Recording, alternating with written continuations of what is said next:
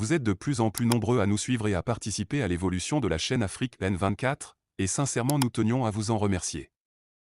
Nous lisons tous vos commentaires qui enrichissent le débat et vraiment nous vous demandons de nous soutenir, en aimant les vidéos pour une large diffusion, et pour continuer à avoir une ligne éditoriale indépendante, et vous proposer de nouvelles émissions toujours de plus en plus enrichissantes. Ne restons pas passifs, soyons actifs. Merci et à bientôt. Dernier virage de cette émission, l'actualité internationale. En voici quelques-uns des événements majeurs de la semaine. Anani Vidirakou. Le parti PPACI de Laurent Gbagbo en conférence de presse jeudi réclame l'amnistie pour l'ancien chef d'État. Occasion aussi pour le parti de demander au ministère de la Justice et de l'Intérieur de se pencher sur le cas des magistrats et des policiers de retour d'asile qui n'ont toujours pas été intégrés à leur poste. Pour rappel, l'ancien président ivoirien Laurent Gbagbo, acquitté par la Cour pénale internationale CPI, reste toujours sous le coup d'une condamnation de 20 ans de prison dans son pays, malgré la grâce présidentielle accordée par l'actuel président Alassane Ouattara. Justin Koné Katina, porte-parole du PPACI. Une des résolutions, c'est de défendre une loi d'amnistie pour corriger les injustices qui ont été faites à toutes les personnes qui ont été abusivement condamnées et privées de leurs droits civiques. Le chef d'État a fait une grâce, ce n'est pas ce que nous avons demandé. En tout cas, il nous faut trouver un mécanisme pour permettre, comme l'a souhaité le dialogue politique, à ces personnes de résider et de réintégrer une vie normale. Au Burkina Faso, les autorités de la transition ont décrété jeudi la mobilisation générale pour faire face à la crise sécuritaire que traverse le pays en proie aux attaques terroristes. La mobilisation décrétée au travers d'un communiqué veut donner au gouvernement un cadre juridique légal à l'ensemble des actions à mettre en œuvre pour faire face à la situation que vit le Burkina Faso. En RDC, le porte-parole du gouvernement a défendu lundi son gouvernement suite à la polémique sur la proposition de loi sur la congolité portée par un des députés de la majorité. Une loi qui veut interdire l'accès aux fonctions du président et autres fonctions régaliennes aux Congolais ayant pour parents étrangers. Une proposition dénoncée par l'opposition. Pour le porte-parole du gouvernement congolais Patrick Mouyaya, ce n'est pas une stratégie du gouvernement. Ici, ce n'est pas une stratégie du gouvernement portée par les gouvernements pour dire qu'on va adopter cette loi. C'est une loi qui est portée par un individu qui a utilisé de son droit démocratique. Et puis, affaire de secret d'État aux États-Unis d'Amérique, un jeune informaticien de 21 ans a été arrêté jeudi par la police fédérale. Il est suspecté d'être à l'origine des documents secrets du Pentagone qui ont fuité. Bien, madame, les autorités de la transition au Burkina Faso ont décrété la mobilisation générale afin, disent-elles, de donner à l'État tous les moyens nécessaires pour faire face aux attaques djihadistes qui frappent le pays.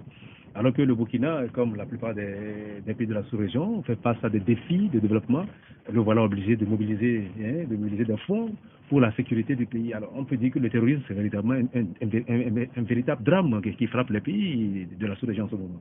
C'est un drame, c'est une gangrène, et c'est très bien que les pays comprennent qu'il n'y a qu'eux-mêmes qui puissent prendre leurs responsabilités pour combattre ce terrorisme-là, qui est créé en fait pour les empêcher de se développer et pour les emmener à se soumettre à d'autres acteurs qui portent des intérêts autres que les intérêts des nationaux.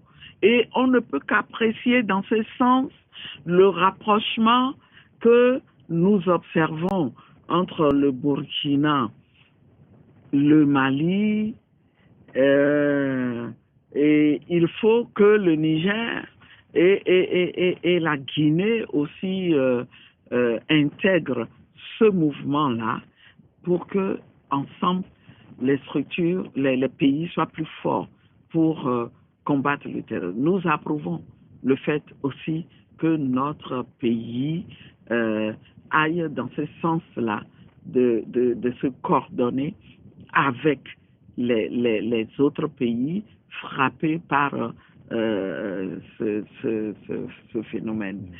Mais nous disons, il faut apprendre aussi chez les autres. quand on se concerte, quand on se coordonne, il faut apprendre ce qui est bien chez les autres. Et une des choses qui est bien, c'est la transparence avec laquelle. C'est le climat concret pour l'adhésion totale des populations qui s'engagent volontairement.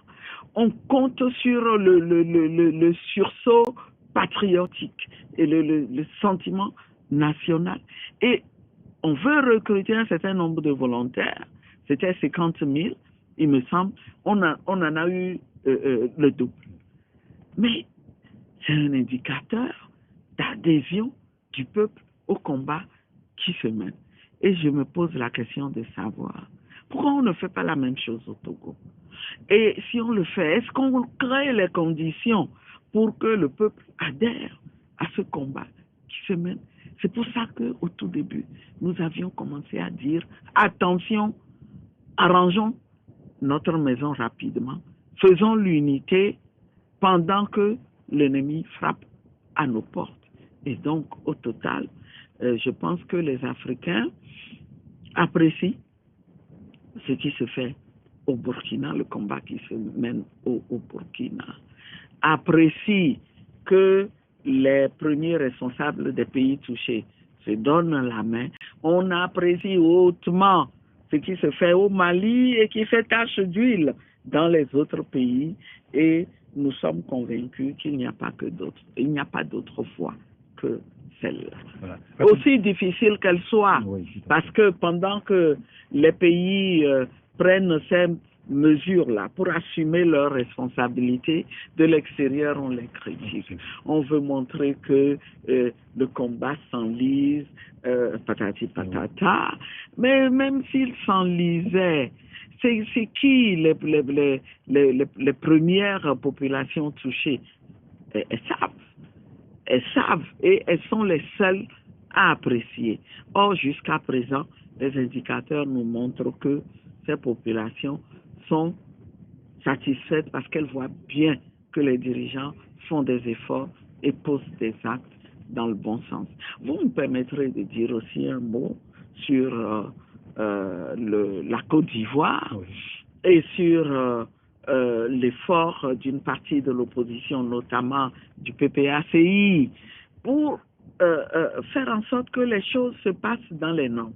Ce qui est en jeu, c'est à la fois solder cette longue crise-là dont le pays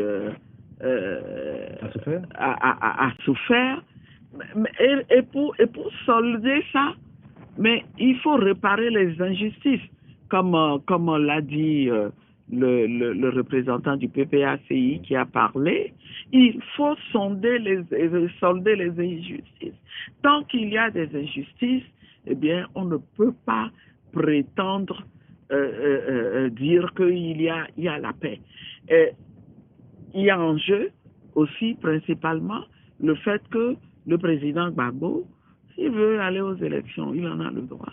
Pourquoi est-ce que on ne veut pas décréter l'amnistie alors que toute la communauté internationale a constaté que on l'a brimé, qu'on l'a accusé injustement, qu'on l'a fait pour servir des intérêts étrangers et qu'on l'a libéré?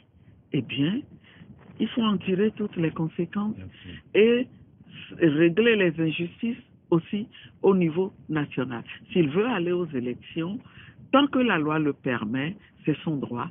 Il ne faut pas vouloir l'en empêcher en maintenant une condamnation dont on sait qu'elle est politique. Donc, c'est à la sagesse. Un mot rapidement sur ce qu'on vient d'entendre, la proposition de loi sur la congolité. Oh mon Dieu, quel désastre! Quel désastre! Pourquoi ne pouvons-nous pas apprendre des expériences des autres? Cette question a eu des conséquences dramatiques pour la Côte d'Ivoire. Et aujourd'hui, nous devrions tous en tirer le son pour dire attention, n'allez pas là-bas sans s'interdire. N'allez pas vers ça. Sinon, ce pays qui a déjà d'énormes problèmes va encore souffrir pendant longtemps. On ne peut que condamner cette initiative-là de Congolité. Fin de cet entretien avec la secrétaire générale de la CDPA, coordonnatrice de la nouvelle dynamique de la majorité du peuple DMP. La dynamique pour la majorité du peuple.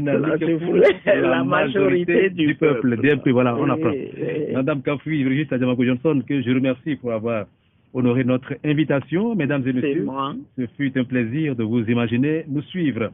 Mes compagnons de toujours, Hervé Essay, Nani Vidirakou, Haïté Messan, Amjoy Allah, et nous espérons vous retrouver samedi prochain pour le même exercice. Vous êtes de plus en plus nombreux à nous suivre sur Afrique N24, et vraiment nous tenions à vous en remercier. Nous lisons tous vos commentaires qui enrichissent le débat et vraiment nous vous demandons de nous soutenir pour continuer à avoir cette ligne éditoriale indépendante, et vous proposer des émissions toujours de plus en plus enrichissantes. Merci et à bientôt. Likez la vidéo si ce n'est pas déjà fait. Laissez aussi votre point de vue en commentaire. Abonnez-vous et cliquez aussi sur la petite cloche de notification pour ne rien rater de nos prochaines vidéos. N'oubliez pas de partager aussi la vidéo et de la liker.